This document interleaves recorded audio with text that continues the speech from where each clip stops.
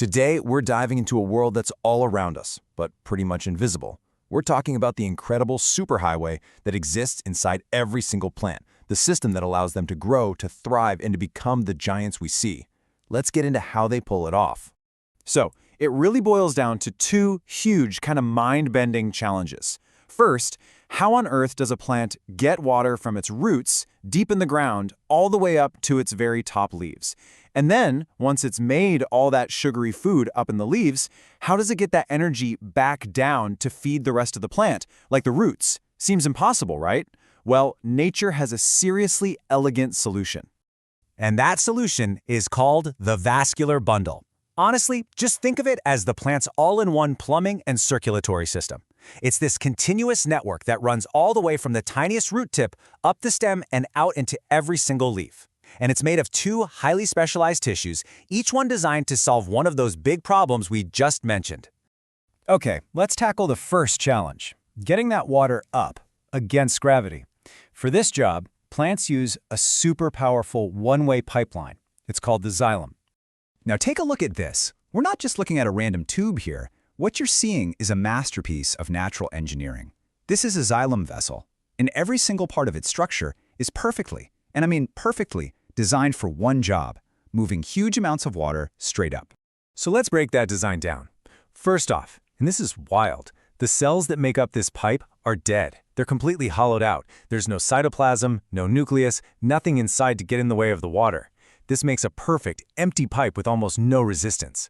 Second, the walls at the end of each cell, they're gone. This creates one long, continuous, unbroken pipe stretching all the way from the root to the leaf. And third, the walls are reinforced with this really tough stuff called lignin. And that lignin is the secret weapon. It does two crucial things. It makes the pipes incredibly strong so they don't collapse under the crazy pressure of all that water being pulled upwards. But it's also the main source of support for the whole plant. Lignin is literally what allows a tree to grow hundreds of feet tall and not just fall over.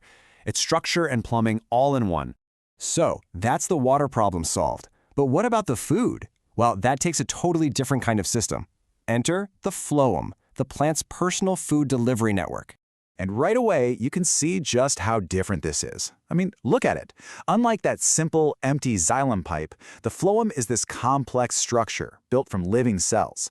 Its job is to move all the energy-rich stuff, the sugars and amino acids, from the leaves where they're made, down, up, and all around to every other part of the plant that needs fuel. So here's how this living system works. The main transport channels are called sieve tubes. Now they do something clever. They get rid of their nucleus to make more room for stuff to flow through. Between each of these cells are sieve plates, which are kind of like little strainers that let the sugary sap pass from one cell to the next.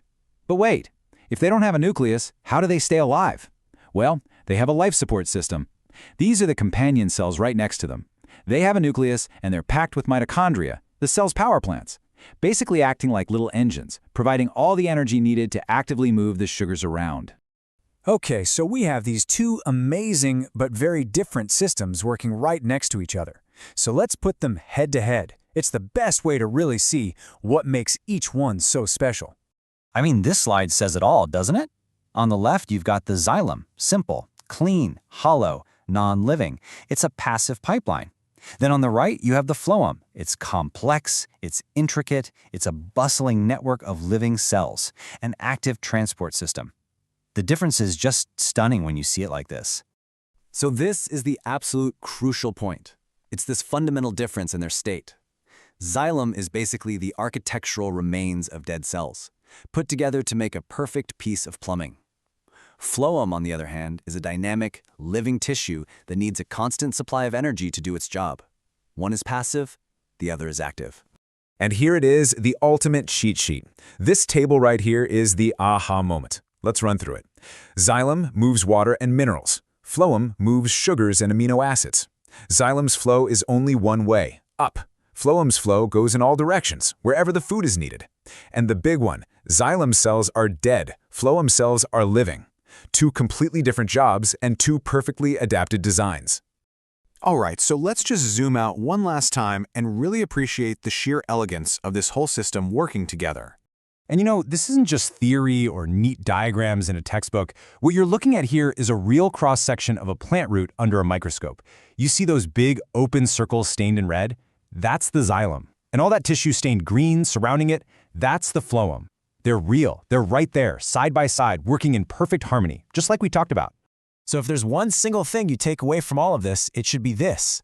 In nature, form perfectly follows function. The structure is tailored for the job. The xylem is a simple, strong pipe that's built for one thing, the massive passive bulk flow of water. And the phloem is a complex living network built for another, the precise, active delivery of food. It really makes you wonder, doesn't it?